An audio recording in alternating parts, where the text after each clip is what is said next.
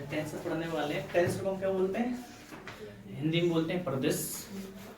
और प्रदिश टेंसर है क्या मेरे पास में? जो मेरे पास में सदिश और अदिश राशियों का क्या है, एक दूसरी फॉर्म है, दूसरा क्या है, रूप है। तो हम कह सकते हैं कि आपको कह सकते हैं वे राशि जिनमें क्या होता है, केवल परिमाण होता है, उन्हें हम क्या बोलते हैं? स्केलर क्वांटिटी कहते हैं, जिसमें ओनली क्या होता है, मैग्नीट्यूड होता है। और वे क्वांटिटी क्या कहलाती है मेरे पास में? जीरो रैंक टेंसर, क्योंकि उसमें कोई भी डायरेक्शन नहीं होती है। दूसरा मेरे पास में क्या है, वे क्वांटिटी जिनके पास साथ में क्या होता है, डायरेक्शन के साथ साथ क्या होता है मेरे पास में, मैग्नीट्यूड होता है, उनको हम क्या बोलते हैं? Vector quantity. और इनका रैंक ऑफ टेंसर कितनी होती है मेरे पास में? 1 होता है। कुछ क्वांटिटी ऐसी होती है जिनकी डायरेक्शन कितनी होती है मेरे पास में? 2 डायरेक्शन होती है, उन्हें हम क्या बोलते हैं? 2 डायमेंशनल या द्विविमीय क्या कहते हैं मेरे पास में? वेक्टर कहते हैं। जैसे मेरे पास में क्या है, स्ट्रेस। स्ट्रेस देखा है, मैंने बताया था मैंने कि मान लीजिए कोई एक बॉडी है और बॉडी पे मैंने क्या लगाया, एक स्ट्रेस लगा दिया, एक इधर से फोर्स लगा दिया, एक इधर से फोर्स लगा दिया, और इसके परपेंडिकुलर डायरेक्शन में क्या हो जाए मेरे पास में? एक्सटेंशन हो जाए या कॉन्ट्रैक्शन हो जाए, या तो क्या हमारे पास में विस्तार हो जाए या संकुचन हो जाए, तो ऐसी क्वांटिटी को हम क्या बोलते हैं? टेंसर कहते हैं। जैसे जैसे क्वांटिटियों की दिशाएं बढ़ती जाती हैं, टेंसर की रैंक भी बढ़ती जाती है। इसका मतलब क्या करूं तो J इक्वल टू क्या हो गया, आई ओमेगा, या मैं L इक्वल टू क्या हो गया, आई ओमेगा, ठीक है ना। अब मेरे पास में क्या हो जाए दूसरा, करंट डेंसिटी पढ़ी आपने, जिसे बोलते हैं धारा घनत्व बोलते हैं। Current density J equal to क्या होता है मेरे पास में? Sigma into E। Where sigma is क्या है मेरे पास में? सिग्मा क्या होता है? Electric conductivity. Electric conductivity. अब मैं इंटेंसिटी की बातें करूं तो इंटेंसिटी क्या होती है? म्यू इनटू क्या होता है मेरे पास में? H। और H क्या होता है मेरे पास में? मैग्नेटाइजेशन फील्ड होता है ना। और म्यू क्या होता है मेरे पास में? मैग्नेटिक परमेबिलिटी, ये तो होता है चुंबकशीलता।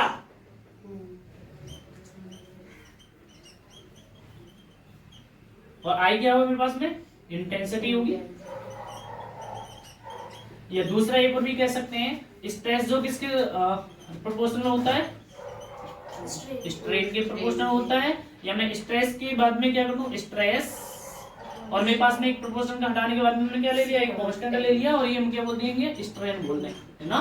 मेरे पास में क्या हो गया, प्रतिबल किसके समानुपाती होता है? विकृति के अनुपाती होता है। अब देखिएगा मेरे पास में क्या है, इसमें 2 चीज दिखाई दे रही होंगी। एक तो मेरे पास में क्या है, एक तो ये मैग्नेटिक परमेबिलिटी, एक आपको क्या दिखाई दे रहा होगा, इलेक्ट्रिकल कंडक्टिविटी, ये एक आपको दिखाई दे रहा होगा, ये मेरे पास में क्या होगा, कांस्टेंट। तो मेरे पास में क्या होगा, यदि हम 2 मीडियम की बातें करें, जिसे हम बोलते हैं क्या, एक आइसोट्रोपिक मीडियम और एक दूसरे को हम क्या बोलते हैं, any isotropic medium. Isotropic medium को क्या बोलते हैं, बताया था मैंने। आइसोट्रोपिक मीडियम को क्या बोलते हैं, समदैशिक माध्यम। समदैशिक माध्यम। और एनिस्ट्रोपिक माध्यम को हम क्या बोलते हैं,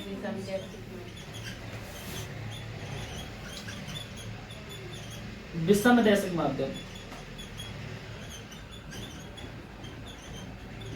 देखो यदि मैं इलेक्ट्रिकल कंडक्टिविटी को किसी आइसोटोपिक मीडियम में, जहां पे क्या हो, मीडियम क्या हो, हर जगह सेम हो, मान लीजिए कि वायर ले लूं सपोज, और इस वायर के एवरी पॉइंट पे मैं क्या करूं, करंट को क्या करूं, मैं मेजर करने लगूं, कंडक्टिविटी को क्या करने लगूं, मेजर करने लगूं, तो वैल्यू कैसे आएगी मेरे पास में, सेम आएगी, क्योंकि मेरे पास में कैसा है, मेरे पास में आइसोट्रोपिक मीडियम है। जब मेरे पास में मैग्नीट्यूड में वैल्यू कितनी आ रही है, सेम आ रही है एवरी पॉइंट पे, तो डायरेक्शन का तो कोई रोल प्ले ही नहीं रहा। तो मेरे पास में आइसोट्रोपिक मीडियम में जो मेरे पास में जो कंडक्टिविटी होगी वो कैसे बिहेव करेगी, स्केलर क्वांटिटी की तरह बिहेव करेगी, ठीक है ना। यदि मेरे पास में क्या है, विषमदैशिक माध्यम में, एनिसोट्रोपिक मीडियम में, यदि मेरे पास में कंडक्टिविटी की वैल्यू क्या है, अलग अलग आ रही है, मान लीजिए इस डायरेक्शन में इस पॉइंट पे कुछ अलग आ रही है, इस डायरेक्शन में कुछ अलग पॉइंट पे कुछ वैल्यू आ रही है, तो हम कहेंगे वो कैसी होगी, मेरे पास में टेंसर क्वांटिटी होगी। समझ में आएगा ना, उसको हम क्या बोलेंगे, टेंसर क्वांटिटी कहेंगे। लिखो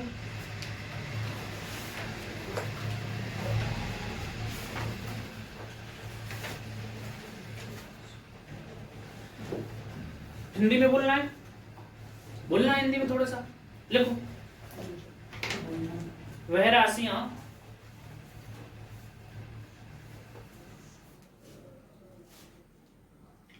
जिनमें केवल परिमाण होता है,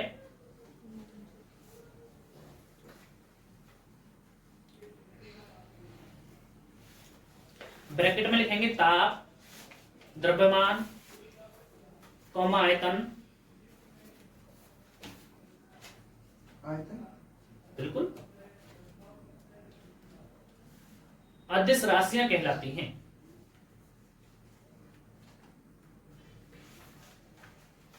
इन राशियों को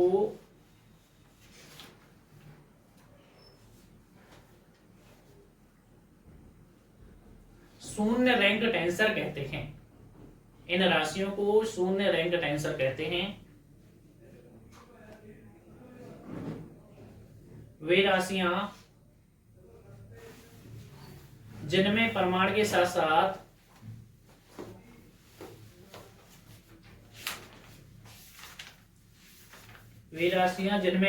साथ साथ दिशा भी पाई जाती है।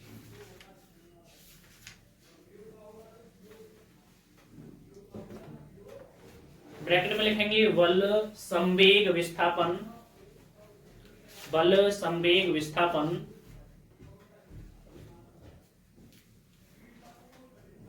आदि वेक्टर कहलाती हैं। आदि वेक्टर कहलाती हैं। इन राशियों को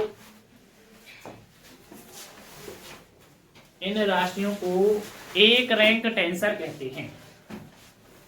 अब ये कुछ भी नोट नहीं करना आपको। इन राशियों को एक रैंक टेंसर कहते हैं।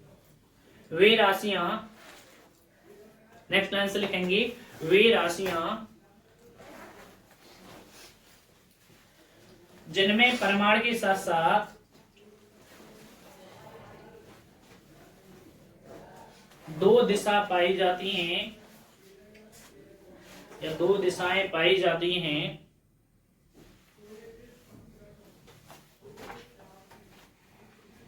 जैसे प्रतिबल,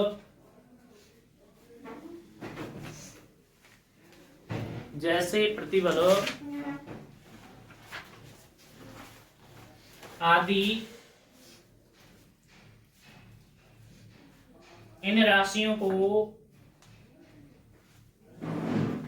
दो विमीय वेक्टर कहते हैं।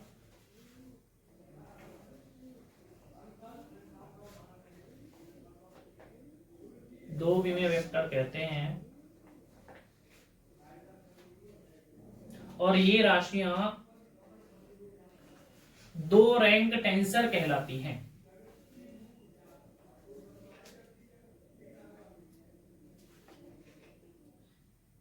इस प्रकार राशियों में दिशाओं की संख्या के बढ़ने पर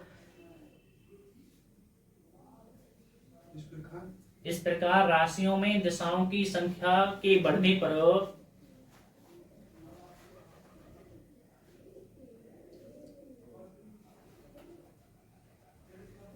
रैंक भी बढ़ती जाती है।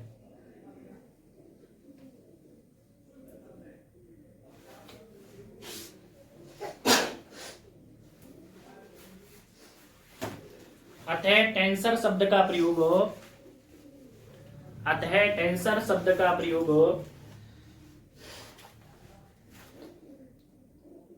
राशियों की दिशाओं के आधार पर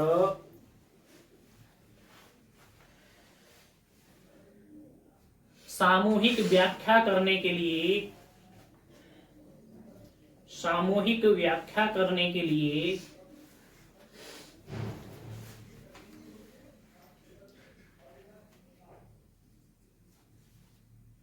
प्रयोग में लाया जाता है। वैसे टेंसर का जो उपयोग है मैंने बताया था स्पेशल थ्योरी ऑफ रिलेटिविटीज में है।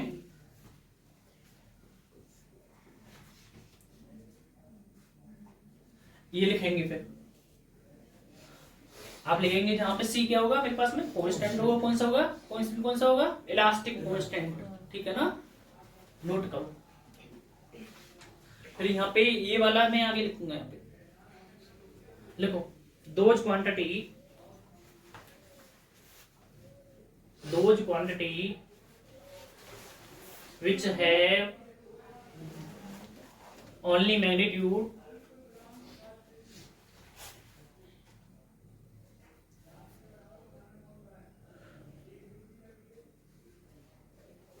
ब्रैकेट में लिखेंगे mass, temperature, density ETC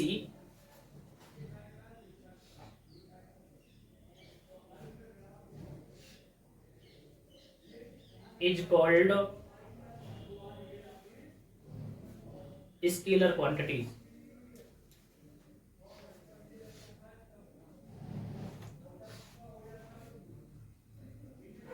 These quantity is called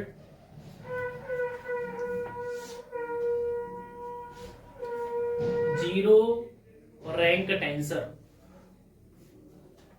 ये क्या है? Magnetisation.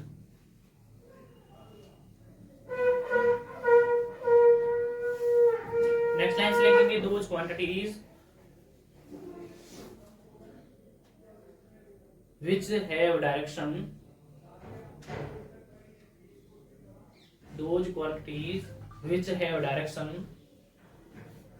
along with a magnitude, along with magnitude bracket force, momentum, displacement etc is called vector quantities।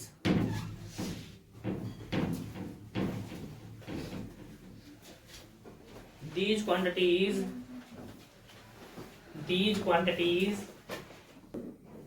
those quantity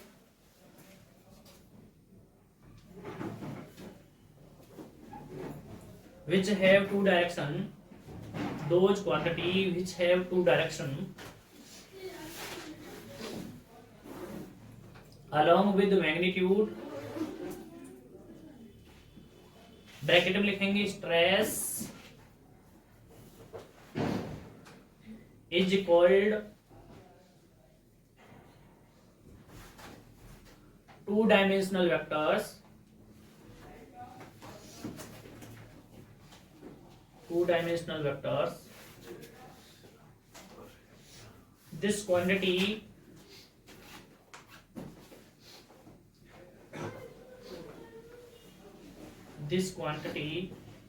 is called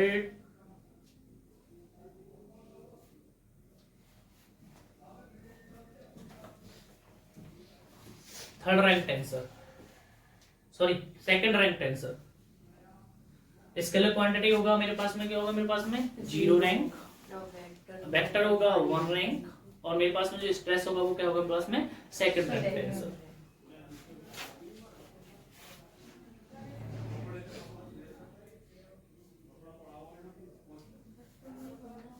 second rank tensor along with the direction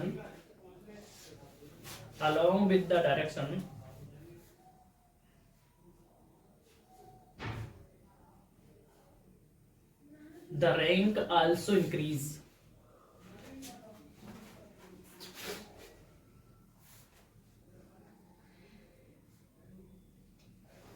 Hence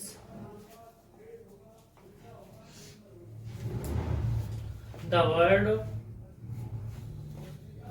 of tensor is used, hence the word tensor is used for the collective explanation, सामूहिक व्याख्या, for the collective explanation Word tensor is used for the collective explanation based on the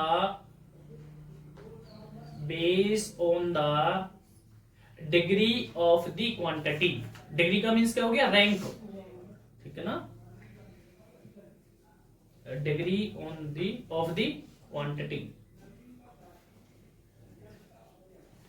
लिखेंगे, ये वाला ये note करेंगे। तो मेरे पास में क्या हो जाएगा, मैं ये क्या कह सकता हूं, इधर देखो, जब मेरे पास में क्या हो गया, जब मेरे पास में एंगुलर मोमेंटम और एंगुलर वेलोसिटी क्या ना हो, मेरे पास में एक दूसरे के पैरेलल ना हो, तो मेरे पास में जो मोमेंट ऑफ इनर्शिया है, जो आई है मोमेंट ऑफ इनर्शिया, वो कैसे बिहेव करेगा, as a second order tensor. समझ में आ गया ना। तो मेरे पास में मैं लिख सकता हूं, क्या हो गया मेरे पास में, हियर यहाँ एक और लाइन बढ़ा सकता हूँ, क्या होगा i comma sigma comma mu comma b, ये लिख सकते हैं। यहाँ पे क्या है मेरे पास में, दीज आर क्या है मेरे पास में, टेंसर क्वांटिटी। सी भी तो होगा। अब बताना पड़ेगा सी क्या है मेरे पास में, वेयर सी क्या है मेरे पास में, इलास्टिक कांस्टेंट। मैं एक की बात करता हूं, इन आइसोटॉपिक मीडियम में क्या होगा मेरे पास में, इन आइसोटॉपिक मीडियम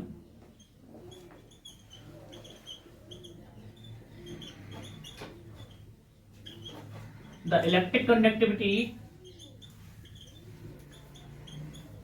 क्या करेगी बच्चों, हाँ वेव्स एज ए किस क्या करेगी मेरे पास में, स्केलर क्वांटिटी। मेरे पास में दूसरा आ जाएगा, मेरे पास में क्या हो जाएगा, in any isotropic medium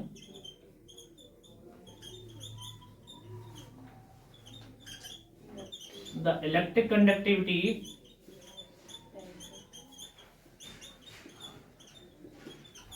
wave as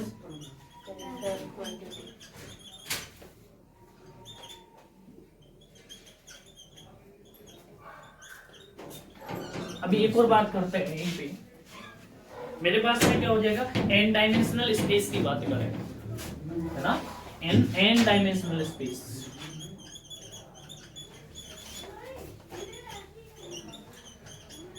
n dimensional क्या हो गया मेरे पास में, n विमीय क्या होगा मेरे पास में, आकाश, फेज स्पेस। आपने पढ़ा हुआ फेज स्पेस को क्या बोलते हैं मेरा, आकाश गंगा, ठीक है ना। तो मैं कह दूं इसको क्या होगा, n विमीय आकाश। अब n विमीय से पहले हम करते हैं 3 डायमेंशन की बातें करते हैं। फर्स्ट पॉइंट, 3 डायमेंशनल में कोऑर्डिनेट कौन कौन सा होता है, x, y, z, ये तो पता है ना।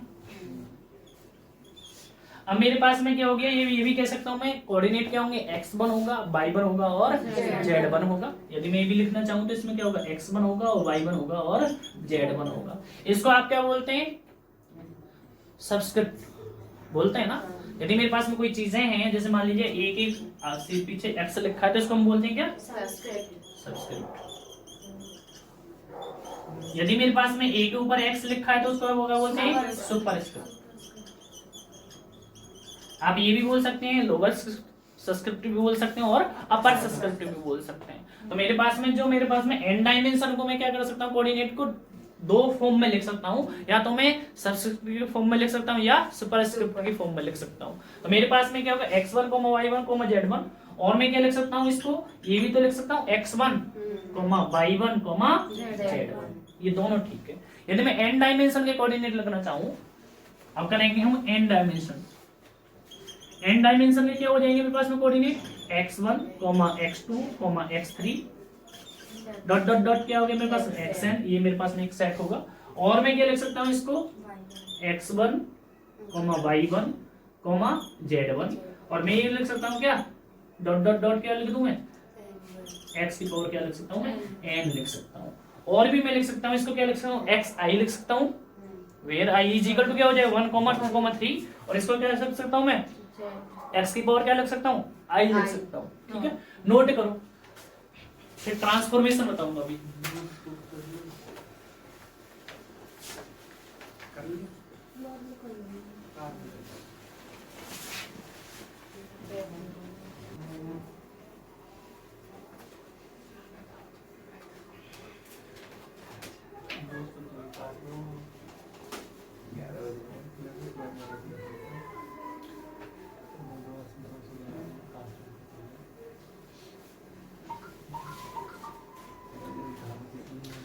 देखो कोऑर्डिनेट ट्रांसफॉर्मेशन,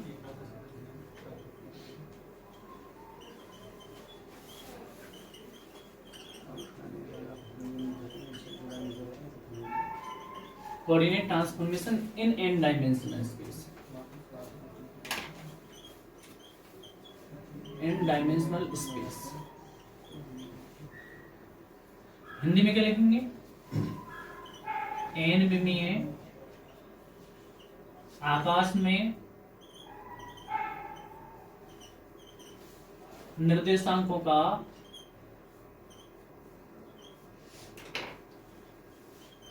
रूपांतरण। देखो मैंने पहले जब आपको पढ़ाया था ना फ्रेम ऑफ रेफरेंस, तो मैंने बताया था एक फ्रेम से कोऑर्डिनेट हम दूसरे फ्रेम में जा सकते हैं, ठीक है ना। माने ये मेरे पास में क्या है, लेट अस कंसीडर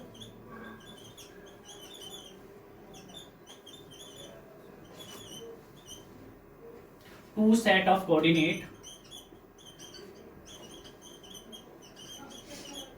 मेरे पास में कोऑर्डिनेट क्या हो सकते हैं, मेरे पास में एक मान लीजिए मेरे पास में x1, x2, x3 dot dot dot क्या हो गया मेरे पास में xn एक कोऑर्डिनेट में, ठीक है ना, सेट में।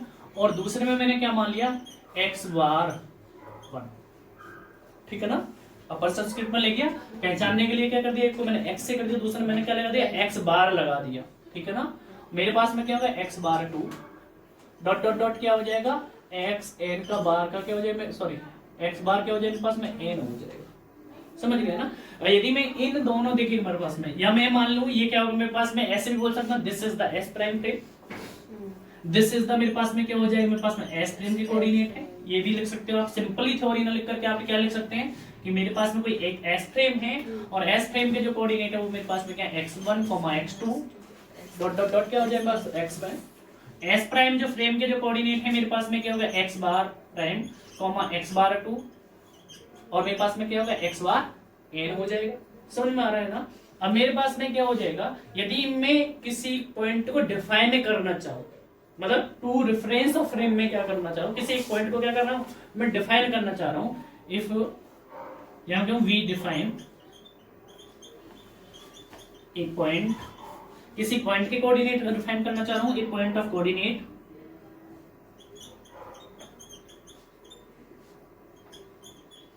किसमें कर रहा हूं मैं, इन n डायमेंशनल स्पेस, इन n डायमेंशनल स्पेस। और मेरे पास में क्या होंगे कि किसके कौन से n डायमेंशनल में कर रहे हैं, बिटवीन टू डिफरेंट फ्रेम, ठीक है ना। बिटवीन क्या कर रहे हैं हम, टू डिफरेंट फ्रेम। अब मेरे पास में इधर देखो, मैं इससे इस कोऑर्डिनेट को लिख सकता हूँ, इसको इसके कोऑर्डिनेट के टर्म में मैं लिख सकता हूँ। मैं क्या कह रहा हूँ, s प्राइम की कोऑर्डिनेट लिखना चाह रहा हूँ मैं, किसके टर्म में लिखना चाह रहा हूँ मैं, x के कोऑर्डिनेट में लिखना चाह रहा हूँ। तो मेरे पास में क्या हो जाएगा, इसको मैं क्या लिख दूं x बार 1 लिख दूं, और वो मेरे पास में क्या होगा एक स्केलर क्वांटिटी मान लेते हैं, वो मैंने मान लिया क्या है, वो मेरे पास में 5 होगा। और वो सेट किसका होगा मेरे पास में, जब मैं x1 को डिफाइन करना चाह रहा हूं तो वो किसका होगा, x1 का कॉमा x2 का कॉमा डॉट डॉट डॉट क्या होगा xn का होगा। ऐसे मेरे पास में क्या होगा x बार 2 होगा, वो क्या होगा मेरे पास 5 होगा। और मेरे पास में सेट किसका होगा, वही होगा x1 x2 dot dot dot क्या होगा xn का होगा। ऐसे मेरे पास में क्या होगा x3 होगा, और मैं कह सकता हूँ क्या होगा 5, मैंने क्या मान लिया this is the scalar quantity, मतलब ये इसका कोई क्या है मेरे पास में x बार जो है इसके कोऑर्डिनेट में जो डिफाइन कर रहा है वो सेट किसका है मेरे पास में, इसका सेट है। x1 कोऑर्डिनेट तो क्या है मेरे पास में सेट है। तो मेरे पास में क्या होगा x1 तो मैं x2 डॉट डॉट डॉट क्या होगा मेरे पास xn। ऐसे मेरे पास में क्या होगा xn बोल सकता हूँ, और इसको लिख सकता हूँ phi xi x2 dot dot dot क्या लिख सकता हूँ मैं xn। अब मैं देखो इसको मैं क्या लिख सकता हूँ, क्या मैं ये नहीं लिख सकता, ये भी तो लिख सकता हूँ दूसरा फॉर्म में।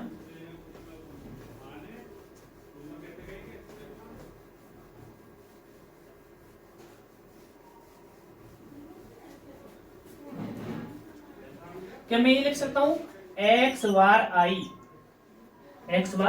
i, इसको मैं लिख सकता हूं phi i, और जो सेट होगा मेरे पास में क्या होगा x1 x2 dot dot dot dot xy, ठीक है ना। अब मेरे पास में क्या है, यदि मैं इसके कोऑर्डिनेट को, मैं तो लिखा x बार के फॉर्म में, क्या मैं इसको इसके फॉर्म में नहीं लिख सकता कोऑर्डिनेट में। भाई मैंने क्या किया, इसके s प्राइम के जो कोऑर्डिनेट है मैंने किसके टर्म में लिखा, s प्राइम के टर्म में लिखा। क्या s प्राइम के टर्म में नहीं लिख सकता, लिख सकते हैं। वो क्या होगा मेरे पास में, अब आएगा मेरे पास में x i आएगा यहाँ, ठीक है ना। और वो मेरे पास में क्या होगा, अब स्केलर क्वांटिटी क्या मान लें, phi i मान लें, कोई दूसरा स्केलर क्वांटिटी मान ली, और वो क्या होगा मेरे पास में x बार i होगा कि नहीं होगा, x बार 1 x बार 2 डॉट डॉट डॉट क्या होगा x बार n के बराबर होगा।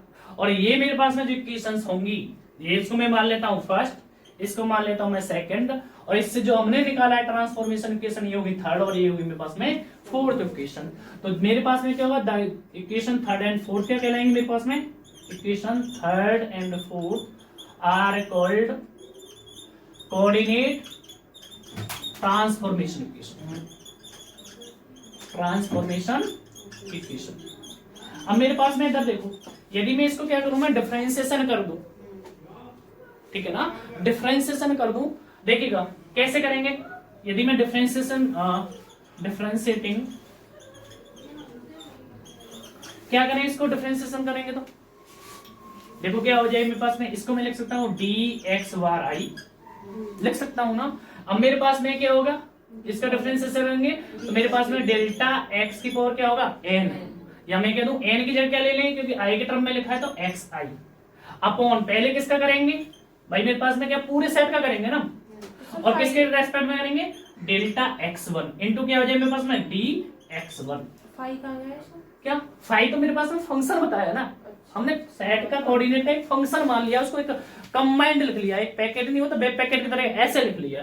तो मेरे पास में दूसरे क्या होगा, डेल्टा xi ओवर कितना होगा, डेल्टा x2 इनटू क्या हो जाए मेरे पास dx2 प्लस के क्या होगा, डेल्टा क्या हो जाए मेरे पास में xi ओवर कितना होगा, थर्ड कोऑर्डिनेट के सापेक्ष करेंगे x3 इनटू क्या होगा ds3 डॉट डॉट डॉट क्या हो जाएगा, डेल्टा xi अपॉन क्या होगा, डेल्टा xn इनटू क्या होगा dxn, ठीक है ना। अब मैं इसको क्या लिख सकता हूँ, समेशन की फॉर्म में लिखना चाहूं तो मैं लिख सकता हूँ डेल्टा xi लिख सकता हूँ अपॉन क्या कर सकता हूँ, डेल्टा क्या लिख सकता हूँ, x अल्फा लिख दो, कुछ भी कोऑर्डिनेट लिख सकते हैं, इनटू क्या करता हूँ d अल्फा लिख दो, क्योंकि मुझे क्या है यहाँ पे 1 1 1 1 आ रहा है, या मैं लिख दूं dx अल्फा, ठीक है ना। और मेरे पास में समेशन लगा दूं अल्फा इज इक्वल टू क्या लिख दूं 1 से क्या होगा मेरे पास में, समझ में आ गया ना। तो मैं इसको क्या लिख सकता हूँ, ऐसे भी लिख सकता हूँ।